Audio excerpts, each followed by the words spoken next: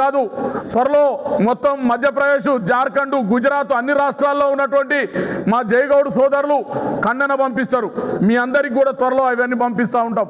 వాళ్ళు కూడా పరామర్శించడానికి త్వరలో ఇక్కడికి రావడానికి కూడా ఏర్పాట్లు చేస్తూ ఉన్నాం. అన్ని రాష్ట్రాల నుంచి ఈ రాష్ట్ర ప్రభుత్వం చేస్తున్న దుర్మార్గమైనటువంటి చర్యల్ని భారతదేశ వ్యాప్తంగా ప్రచారం చేయడానికి సిద్ధంగా మేమున్నాం. ఇప్పటికైనా మీరు దోషులు ఎవరైతే ఉన్నారో, ఇంటిపై దాడులు చేసిన వాళ్ళు కావచ్చు, బాంబులు విసిరేసిన వాళ్ళు కావచ్చు, అరే ఇంట్లో పండుకోవద్దా? పొద్దుగూకులు ధర్నా చేసి వస్తాం, సాయంత్రం ఇంటికి కూడా వచ్చే రైట్ లేదా? ప్రజాస్వామ్యంలో ప్రశ్నించుకోకుండా ఉంటుందా? నిన్న మీరు కూడా అదే చేసుకున్నారు కదా. ఒక గవర్నమెంట్ మీద ఇంకో గవర్నమెంట్ అదే చేసింది కదా. ఈరోజు వీళ్ళు చేస్తే నీకేంటి? వాళ్ళు ప్రశ్నించింది ఏమైనా చేయగలిగితే చేయగలగండి, అంతేగాని ఇళ్ల మీద దాడి చేస్తామంటే, కుటుంబాలపై దాడి చేస్తామంటే, లేకపోతే ఎదుగుతున్న నాయకుల్ని భయభ్రాంతులకు గురి చేస్తామంటే ఒప్పుకునే ప్రసక్తే లేదు. అన్నగారి వెంట 2 రాష్ట్రాల్లో 1 కోటి మంది గౌడ బిడ్డలు మేము ఉన్నాం. తప్పకుండా దానికి తగిన ఫలితం మీరు అనుభవిస్తారని కూడా హెచ్చరిక చేస్తూ, తక్షణమే వారిని శిక్షించాలి, వాళ్ళని అరెస్ట్ చేయాలి.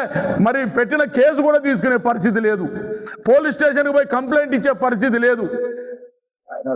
కాబట్టి దీనిపై తక్షణమే దానికి మీరు ఏం చేయాలో మీరు చేయండి, లేకపోతే మేమేం చేయాలో కూడా మాకు తెలుసు. చట్టం మీకొక్కలకే కాదు, మేము కూడా లా చదివినాం. నేను హైకోర్టు అడ్వకేట్నే. ఈ సమాజానికి ఏం జరగాలో ఏం జరగదో కూడా మాకు అందరికీ తెలుసు. మీరు చేస్తున్న పరిపాలనలో ఏమేం జరుగుతుందో కూడా మాకు తెలుసు. తప్పకుండా మానవ హక్కుల కమిషన్లో కంప్లైంట్ చేస్తాం, జాతీయ మానవ హక్కుల కమిషన్ ఇక్కడికి తీసుకొచ్చే ప్రయత్నం కూడా చేస్తాం. కాబట్టి సోదరులారా, మీ అందరికీ కూడా పేరు పేరున ధన్యవాదాలు తెలియజేస్తున్నా.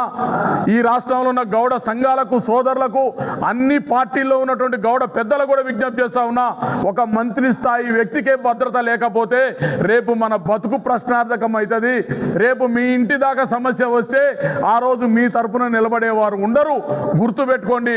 ఇవాళ మనం అందరం కూడా కదలాలే, మనం కలిసికట్టుగా పోరాటం చేసుకొని మన హక్కులు సాధించుకోవాలని కోరుకుంటూ, తక్షణమే ప్రభుత్వం ఇప్పుడు జరుగుతున్నటువంటి పరిణామాలపై ఒక సిట్టింగ్ జడ్జి తోటి వేసి ఏం జరుగుతుందో దానికి నివేదిక కూడా ఇవ్వాలని కూడా మేము విజ్ఞప్తి చేస్తా ఉన్నాం.